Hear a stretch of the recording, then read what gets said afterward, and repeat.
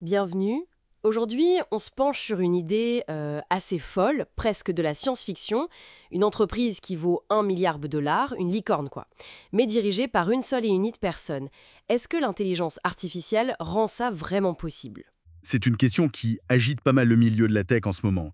Et pour y voir plus clair, on va s'appuyer sur un article assez récent de Steven Swarreeds qui date de février 2025. Il examine justement cette possibilité. D'accord. Donc notre but, c'est de décortiquer un peu tout ça, les arguments pour, les arguments contre. Exactement. On va regarder ce que ces fameux agents IA peuvent faire, où sont les limites, notamment humaines, et puis bien sûr l'impact que ça pouvait avoir sur le monde du travail. Tout ça basé sur l'analyse de Suarez. Parfait. Alors, allons-y. Sam Altman d'OpenAI, il a l'air d'y croire dur comme fer à cette licorne solo. Qu'est-ce qui, techniquement, rendrait ça possible aujourd'hui, d'après l'article? Le cœur du réacteur, si on peut dire, ce sont les agents IA. En gros, ce sont des programmes, des IA, conçus pour automatiser des tâches, même des flux de travail assez complexes. Automatisé. D'accord. Mais pas seulement. L'article explique qu'ils pourraient aussi collaborer entre eux, de manière autonome. Imaginez plusieurs agents qui travaillent ensemble, coordonnés, sans intervention humaine constante. Ça démultiplie la capacité d'une seule personne. Ah oui, je vois. Donc une personne qui serait comme un chef d'orchestre pour une armée d'assistants virtuels super efficaces? L'article fait un lien avec des choses qu'on connaît déjà. Oui, tout à fait. Il rappelle que, le cloud, le numérique, tout ça, ça a déjà permis à des micro-entreprises, parfois juste une personne, d'être très performantes. C'est vrai. L'IA, ce serait l'étape d'après. Le turbo, quoi. Pour passer de la petite entreprise efficace à la potentielle licorne. D'accord. L'exemple qui est souvent cité, et l'article le reprend, c'est Instagram. Racheter 1 milliard avec seulement 13 employés à l'époque. C'est déjà une illustration de cette idée, hein. Des équipes hyper réduites pour une valeur énorme. L'IA pousserait cette logique à l'extrême. Un seul employé. 13, c'était déjà pas beaucoup pour 1 milliard. Alors un seul, ça paraît faux. D'ailleurs, il y a cette anecdote que Sam Altman raconte, un pari entre patrons de la tech. Oui, l'article en parle. Apparemment, il parie sur l'année où on verra la première vraie licorne unipersonnelle. Ça montre que, même si ça semble spéculatif, l'idée circule sérieusement dans certains cercles. C'est pas juste une lubie. Intéressant. Mais bon, cette vision très centrée sur la technologie, elle doit bien se confronter à d'autres aspects, non? L'article ne présente pas que cet angle, hein. Non, heureusement, il apporte des nuances importantes. Kanjun Kyu, qui dirige Imbu, elle met le doigt sur un point crucial, la confiance. La confiance? Oui. Elle dit que pour plein de choses, de produits, de services, la confiance entre humains reste absolument essentielle. Et ça, une machine, c'est compliqué de la remplacer pour créer ce lien. C'est une limite forte qui n'est pas technologique. C'est un très bon point. Ça remet l'humain au centre du jeu. Et il y a aussi Benjamin Liu, de Formation Bio, qui apporte une autre perspective, plus personnelle peut-être. C'est ça. Elle rappelle que monter une boîte, c'est une aventure humaine, c'est souvent difficile, solitaire même, et si on cherche des cofondateurs, c'est aussi pour partager ça, ce parcours. Pour ne pas être seul face aux défis. Exactement.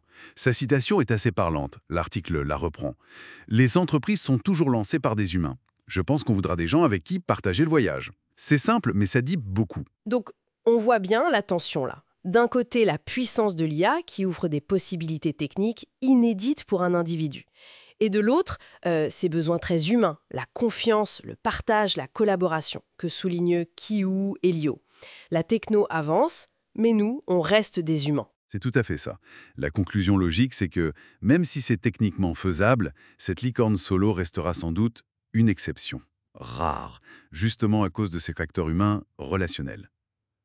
D'accord.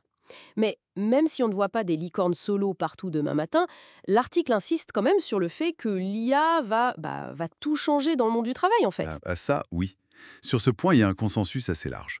L'impact sera massif, c'est certain, et on commence déjà à le voir concrètement. L'article donne des exemples. Oui, il mentionne l'arrivée d'agents IA très spécialisés, on parle de Harvey pour les avocats ou Devin pour les développeurs de logiciels. Ces outils commencent à s'intégrer dans les entreprises. Des collègues virtuels en quelque sorte. Women. Bon, là, le message est un peu plus clair. Carrément, ça pose question. Mm. Et ça nous amène à Richard Socher de You.com. Il a une vision assez radicale, non? Sur l'avenir du rôle de l'employé. Il parle de devenir des managers d'IA. Qu'est-ce que ça veut dire ça concrètement?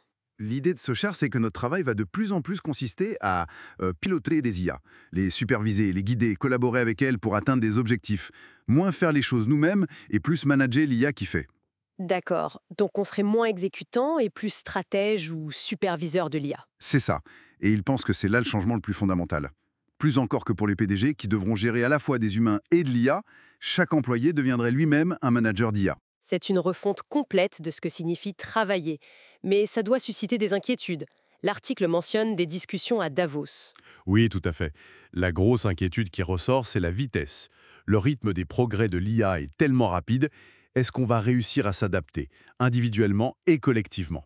Est-ce que les structures, la société, pourront suivre ce rythme effréné? C'est la grande question. D'où l'importance de la formation alors. Hmm. Ce que soulignait Soucher. Il faut apprendre à devenir ce manager d'IA. Exactement. Il insiste vraiment là-dessus. Il faut former les gens, activement, à utiliser ces nouveaux outils, à travailler avec l'IA pour qu'ils restent pertinents sur le marché du travail. Et on voit déjà des choses bouger de ce côté. Oui, l'article note que des plateformes RH comme Lattice commencent à réfléchir à comment intégrer ces travailleurs numériques, ces agents IA, dans les organigrammes, dans la gestion des équipes. C'est en train de se mettre en place. Mais si on pousse le raisonnement des entreprises qui tournent avec très peu d'humains, qui eux-mêmes managent des armées d'IA, qu'est-ce qu'il advient des autres, de tous ceux dont le travail pourrait être automatisé? C'est une question sociale énorme. Quelles sont les perspectives évoquées? Il y a en gros deux visions qui s'opposent, ou du moins qui coexistent. D'un côté, une vision, disons, optimiste. L'IA nous libère des tâches pénibles, répétitives, et ça nous permet de nous concentrer sur la créativité, l'innovation, la stratégie. L'employé deviendrait une sorte d'intrapreneur augmenté par l'IA. Plus de valeur ajoutée humaine, moins de tâches robotiques. Voilà. Et de l'autre côté, la crainte d'une fracture sociale majeure. Un chômage technologique de masse si la transition est trop rapide ou si on ne met pas en place les filets de sécurité, la formation nécessaire. C'est vraiment le dilemme central. Pour mettre ça en perspective, l'article rapporte le point de vue de Mitchell Green de Lead Edge Capital. Il fait un parallèle avec l'histoire. Oui, c'est intéressant. Il rappelle qu'après l'arrivée de l'iPhone, personne n'avait imaginé Uber ou Airbnb. Son idée, c'est que oui, la transition sera sans doute difficile, il y aura des pertes d'emplois, mais l'IA va aussi créer de nouveaux métiers, de nouvelles industries, des choses qu'on n'imagine même pas aujourd'hui. C'est la fameuse destruction créatrice de Schumpeter, appliquée à l'IA. C'est un schéma qu'on a déjà vu avec d'autres révolutions technologiques. Mais l'article pointe une différence majeure cette fois-ci, non? Quelque chose qui pourrait gripper cette mécanique. Exactement. Et c'est le point clé, la vitesse. Les révolutions industrielles précédentes, même celles du numérique, ça s'est étalé sur des décennies, voire plus. Là, l'IA évolue à une vitesse exponentielle. On parle de progrès majeurs en quelques mois parfois. C'est vrai que ça va très, très vite. Et la grande inconnue, c'est ça. Est-ce que cette accélération fulgurante nous laissera le temps de nous adapter, les individus, les entreprises, la société? Est-ce qu'on arrivera à suivre le rythme contrairement aux vagues technologiques précédentes? C'est là toute l'incertitude. On est donc vraiment face à cette tension.